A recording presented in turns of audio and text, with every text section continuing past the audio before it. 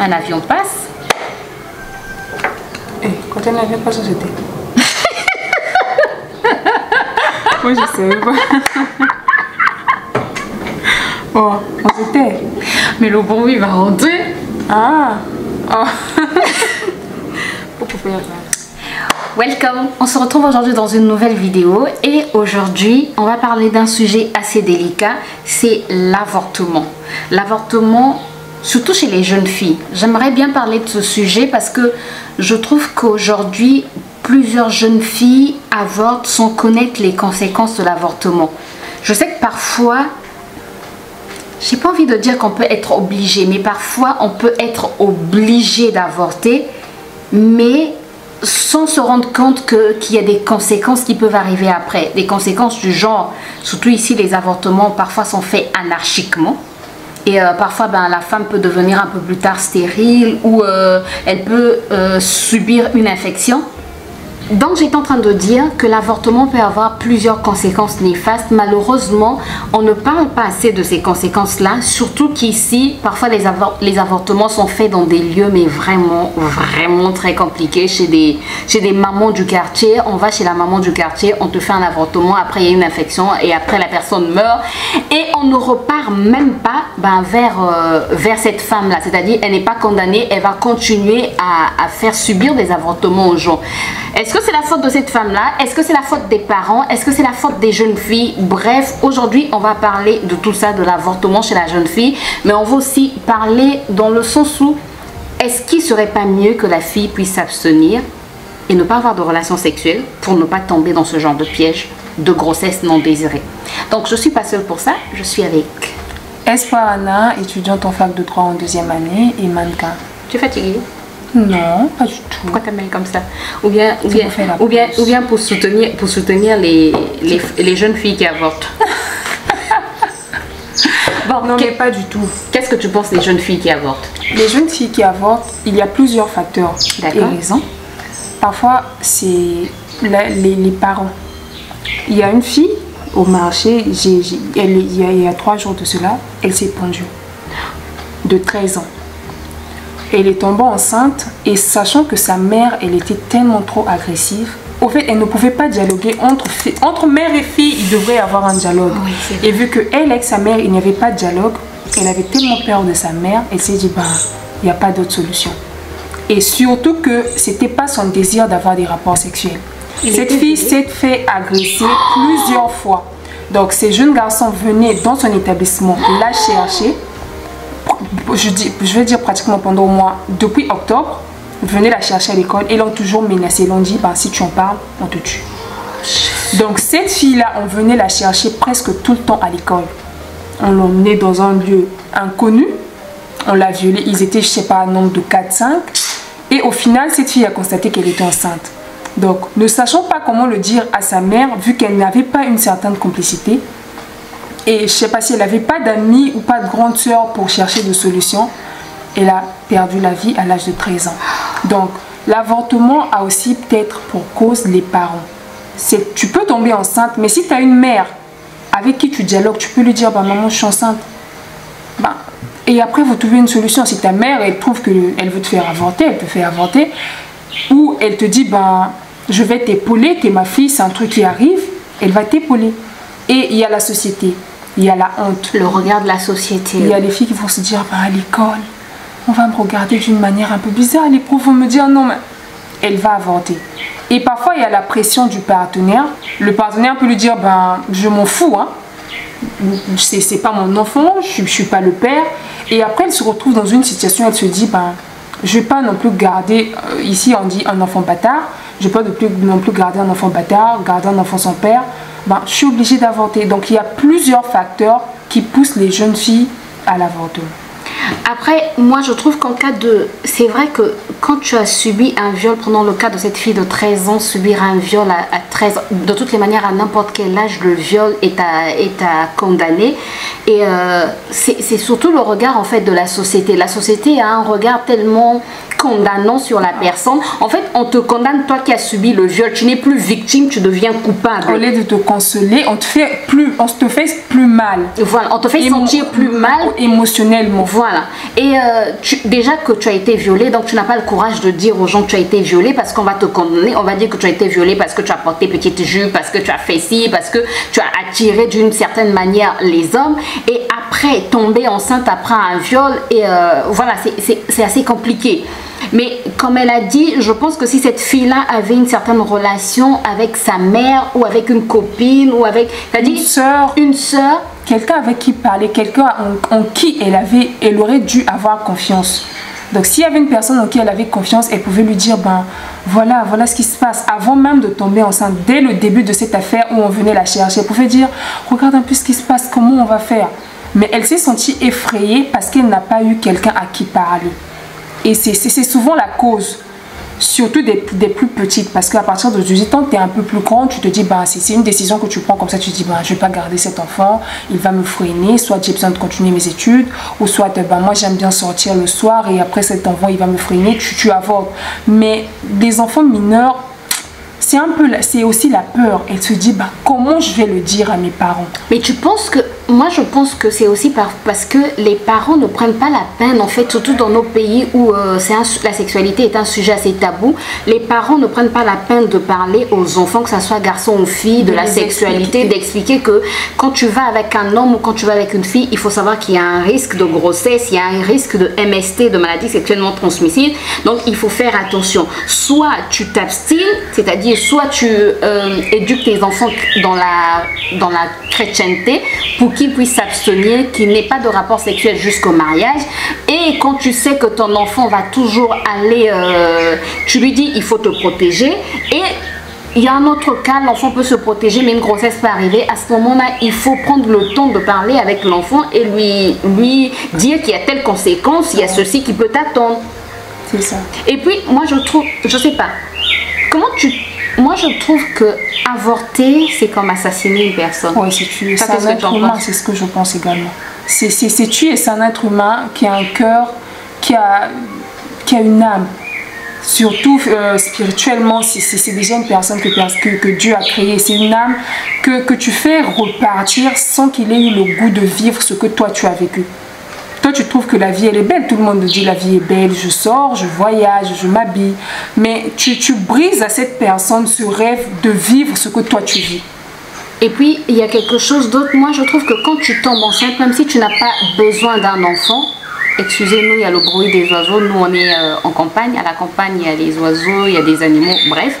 Donc, je disais, quand tu tombes enceinte, je sais que c'est pas toujours évident. Mais pense aux personnes qui n'ont pas d'enfants. Qui prient tous les jours. Qui prient tous les jours. Je sais que tu vas pas garder ton enfant parce qu'il y a des personnes qui n'ont pas d'enfants. Bref, c'est pas pour t'incriminer, c'est pas pour te mettre une certaine pression. Mais il faut se dire, même si je veux pas garder cet enfant, je peux garder la grossesse jusqu'à terme et ensuite aller donner l'enfant dans un orphelinat, voilà. C'est-à-dire se dire que cet enfant, même si je le garde pas pour moi, mais au moins je vais pas l'assassiner. Ma grossesse, comment est-ce qu'on dit ça? Les mots m'échappent. Bref, la grossesse, j'arrive à terme avec ma grossesse et ensuite je peux donner l'enfant à un orphelinat. Après, c'est quand même un sujet assez délicat. C'est quand même un sujet assez délicat parce que parfois tu n'as pas les moyens de prendre soin de cette grossesse. En fait. Et parfois, tu as peur. Déjà, tu peux te dire en toi, ben, je vais le garder et après, ben, je vais le confier à quelqu'un. Mais déjà, tu as peur du regard des autres. Oui. Surtout si tu vas à l'école. C'est le regard de la société dans le quartier, ta façon dont tu te comportes. Parce qu'il y a des filles dans le quartier, quand elles tombent enceintes, les gens se disent, toi? Pas toi. Non, j'y crois pas. Et après, tu te dis, ben, et les membres de la famille, qu'est-ce que mon oncle ne va pas dire? Qu'est-ce que papa ne va pas dire? Je vais humilier mon père. Mais tu sais, parfois, ce sont les parents qui mettent la pression. Ouais, parce que les parents vont dire, moi, je suis par exemple pasteur dans une église, toi, tu peux pas tomber enceinte. Qu'est-ce que les gens ne vont pas dire dans l'église? Il faut que tu avortes. Et même avant même que tu tombes enceinte, la façon dont il faut parler. Chez moi, si tu tombes enceinte avant le mariage, voilà, je te chasse. Je te payerai plus les études. Et après, quand tu tombes enceinte, tu te dis, bah, papa avait dit, si je tombe enceinte, il me chasse. Et je vais perdre tous les privilèges, et après tu es perturbé. Surtout quand tu as un partenaire délinquant qui te dit ben c'est pas mon affaire, là en plus ça met plus la pression. Parce que si tu as quelqu'un, tu peux être déjà, si tu es déjà majeur ou adulte, tu peux te dire ben si je suis enceinte, il n'a qu'à venir me chercher de chez nous, faire un mariage rapidement, je sais pas, quelque chose comme ça, et aller vivre avec lui. Mais si tu as un partenaire qui te dit qu'ils sont fous, déjà là ça te met encore plus la pression. Tu te dis qu'est-ce que je vais faire? Je ne vais pas garder cet enfant à cause du regard des gens, parce que j'ai peut-être pas les moyens de l'élever. Oui, c'est ça. Il y a plus, au fait, l'avortement, comme tu as dit, c'est vraiment un sujet délicat. Il y a plusieurs causes qui poussent les jeunes filles, même qui ne voulaient pas le faire, à avorter. Et parfois même quand on dit il faut pas être sexuellement active quand à un certain âge tout et tout, quand on n'est pas marié, mais parfois c'est la pauvreté en fait, le manque de quoi manger qui pousse ces jeunes filles là à aller avec des hommes. Ben, moi je suis pas trop pour sur ça. C'est pas, ben, on n'a peut-être pas la même mentalité. Imagine, je te prends un exemple d'une fille qui vit chez ses parents. Ses parents parfois ils font toute une journée sans rien manger. Et cette fille-là, c'est l'aînée d'une famille. C'est vrai que parfois, elle n'a même pas son fond. Au début, bon, je vais peut-être dire, au début, tu peux le faire 1, 2, 3 fois. Pour avoir de... Mais d'un moment où tu en as assez, il faut que tu arrêtes et te dire, bah, les petits 3000 que j'ai eu à avoir, je peux défoncer 500 aujourd'hui, vu que de toutes les façons, on n'en avait pas. Donc, on peut se débrouiller avec les 500. Et les 2500, je me cherche un commerce et j'entreprends. En une fois, tu peux tomber enceinte. C'est ça le risque. C'est ça le problème. Donc, parfois, on comprend que... Non, mais là, je condamne les filles qui, à cause de la faim, se prostituent. C'est-à-dire se prostituent régulièrement. Régulièrement à cause de qui n'arrêtent pas. Ça, c'est ce que je condamne. C'est vrai que pour une fois tu peux tomber enceinte, mais le faire de ça une habitude, parce que bah, une activité professionnelle. Papa n'a pas d'argent et maman n'a pas d'argent, ça c'est à condamner. Ça c'est à condamner. Ça j'accepte pas. C'est vrai. Mais comme on a dit, c'est tellement un sujet délicat. On ne condamne pas les personnes qui avortent, mais seulement quand vous avez... C'est pas... Un conseil quand même, n'allez pas dans les... Surtout ici chez nous, n'allez pas dans les petites cases... Dans les marchés. Une fois, quand j'étais à Bifouti, il était 5 heures je pense. Je revenais du marché. Et je vois dans les tables, c'est un gars qui vend les médicaments dans le marché. Je regarde, mais qu'est-ce qu'ils font? En train d'injecter une fille. Et après, vu qu'on se parlait, je sais pas, 2 ou 3 heures après, vers midi, je suis montée et je me demandais, mais qu'est-ce que tu faisais? C'était parce que les filles au Congo, elles se font injecter pour augmenter le volume de leurs fesses. Je me suis dit, c'est ce qu'elles faisaient. Il me dit, non, c'était pour un avortement. Dans la rue, pendant qu'il y avait plusieurs personnes qui passent. Et parfois, il faut regarder aussi sur le plan spirituel. Tu ne sais pas cette personne qui passe, comment elle est, ce qu'elle a fait la nuit, qui elle est. C'est un oiseau, je sais pas, c'est un cafard. Quand il regarde, juste qu'en regardant, il se dit, ben, cette fille-là, c'est ce qu'elle fait. Ben, je vais en profiter et après, soit tu meurs. Et quand c'est seulement peut-être pour augmenter la taille de tes fesses, il va te coller une infection et ça tourne au vinaigre. Donc, il faut voir tout ça. Quand tu as besoin d'avorter, ben, je sais pas, économise de l'argent ou va à l'hôpital, je sais pas, va à la pharmacie. Je sais pas comment vous faites, comment ça se passe, mais cherche un moyen plus propre. Parce que les injections qu'il te fait, tu ne sais pas vraiment ce que c'est. Tu ne sais pas ce que ça va te causer dans 5 ou 10 ans. Il y a un prêtre qui a dit, tu fais une vie sale. Tu avortes plusieurs fois, ou je ne sais pas, tu bois n'importe quoi. Et dans 5 ou 10 ans, quand tu vas te marier et que tu n'auras pas d'enfant, tu vas dire, c'est mon oncle au village. Il faut qu'on aille brûler sa case. Ma grand-mère. C'est mon papa. C'est parce que quand j'étais petite, il m'avait dit, va m'acheter le pain. J'avais refusé. Et en Afrique, c'est ça. On oublie que tu avais avorté il y a 10 ans, tu avais avorté, il y a 20 ans, tu avais avorté. Tu prenais peut-être, je sais pas, parce que maintenant j'ai vu que les pilules, c'est vraiment mauvais. Apparemment, pour les femmes qui n'ont pas encore mis au monde, c'est pas bon. Bon, ça dépend, il y a plusieurs... Cette histoire de pilule, elle est tellement... Et toi, tu t'es tellement bombardé, t'en as tellement pris. Et à la fin, quand tu as des problèmes de conception, surtout en Afrique, le premier cas, c'est la sorcellerie. Tu vas accuser ton oncle, surtout les oncles. On ne va pas à l'hôpital tout de suite. Hein. Non. Vraiment, j'ai mal pour les oncles de famille parce que c'est à eux qui est tourné le premier regard. C'est surtout les oncles. Et dès que tu es vieux, tu deviens sorcier. Au Congo, dès que tu as les cheveux blancs. Au Congo, dès que mon mari a des cheveux blancs, pardon. C'est ça, le premier regard, il est tourné vers les oncles, les tantes. Ou tu n'avais pas acheté le super wax à ta tante. Il y a ma mère, elle a beaucoup d'argent. Et donc c'est elle est franc-maçon. Elle a fait passer mes enfants. C'est tout. Alors que toi, quand tu étais jeune, là, ça 16e. Il y a une fille au marché, là on voit, elle dit, vu qu'elle parle lingala, je vais traduire pour vous. Moi, si tu me demandes combien de fois j'ai avorté, mais je ne peux pas te dire. Elle a même pas 30 ans, hein, mais elle te dit que si elle te dit de compter, elle te dit, si tu me demandes même le nombre de gars avec lesquels je suis sortie, je ne vais même pas me souvenir. Donc ça veut dire que cette personne-là, elle en a abusé. Elle a des enfants? Oui, elle en a 2 maintenant. Parce qu'après, je ne sais pas pourquoi ces gens sont comme ça. Vraiment, Dieu fait grâce à qui il veut. Elle s'est mariée officiellement à l'église et à la mairie. Et après, elle a eu des enfants. Donc en fait, elle ne voulait pas avoir des enfants hors mariage. Mais elle ne s'est pas non plus abstenue. Elle a continué et à chaque fois qu'elle tombe enceinte, elle a avorté. Et c'était pas avec un seul homme. Parce que si elle te dit qu'elle ne peut plus compter les hommes avec qui elle a fait, donc ça veut dire que... Quelle grâce qu'elle se soit mariée. C'était la cour du roi Péto, ouais, c'est ça. Mais après, elle s'est mariée. Mais vous voyez un peu, donc, t'as tellement tué qu'à la fin, Dieu aussi peut te dire, c'est vrai que ton utérus, il n'est pas gâté, mais je te donne plus d'enfants. Non, mais le nombre, les gens, ce qu'ils oublient, c'est que le nombre d'ovules, de follicules est bien compté en fait chez la femme. On a un nombre limité de follicules. Peut-être que tu n'en as que 2 et toi tu tues les 2. Et dans 5 ans, quand tu vas te marier, tu aurais un mari qui veut d'un héritier, toi, c'est game over. Et après, quand le mari va prendre une deuxième femme, c'est pour dire non, vous non, les on hommes... n'est pas pour les deuxièmes femmes. Non, on n'est pas pour les deuxièmes femmes. Bref, du tout, hein, on n'est pas pour les deuxièmes femmes. Non mais sincèrement, l'avortement est un sujet très délicat et on voulait juste dire que c'est vrai que parfois on est obligé entre guillemets, je vais encore mettre entre guillemets parce qu'on a toujours le choix, on a toujours le choix de bien faire les choses.